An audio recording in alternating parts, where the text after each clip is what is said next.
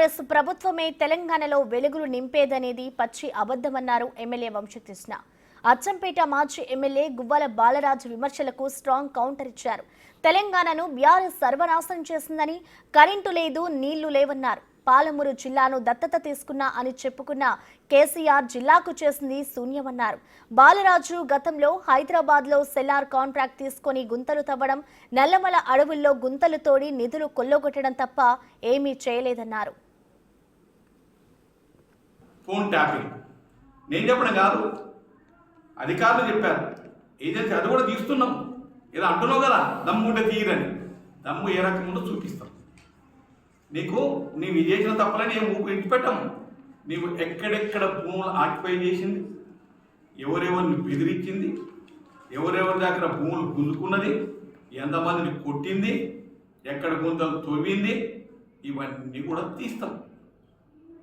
ప్రజల ముందు ఉంచుతాం.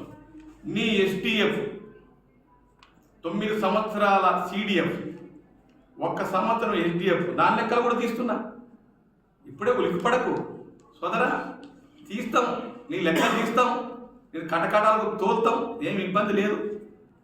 3 అంశాలలో పోతావు. ఎక్కడ ఫోన్ ట్యాపింగ్లో పోతావు. లేకపోతే ఇంకొక మాట అన్నాడు, మేము కుటుంబ పాలన కాదు, రేవంత్ రెడ్డిదే కుటుంబ పాలన అని అన్నాడు. రేవంత్ రెడ్డి తమ్ముళ్ళు ఎవరు ఎమ్మెల్యేలు కాదు, ఎవరు ఎమ్మెల్సీలు కాదు, ఎవరు ఎంపీలు కాదు, ఎవరు రాజ్యసభ మెంబర్లు కాదు. మీ నాయకుడు, మీ అధినాయకుడు ఇంట్లో కొడుకు మంత్రి, ఒక అల్లుడు మంత్రి, బిడ్డ ఎమ్మెల్సీ, ఇంకా సడకుని కొడుకు రాజ్యసభ, ఇంకొక ఆయన ఇంకోటి. ఇట్లా 5 పోస్టులు ఉన్నాయి నీ అధినాయకుడి ఇంట్లో.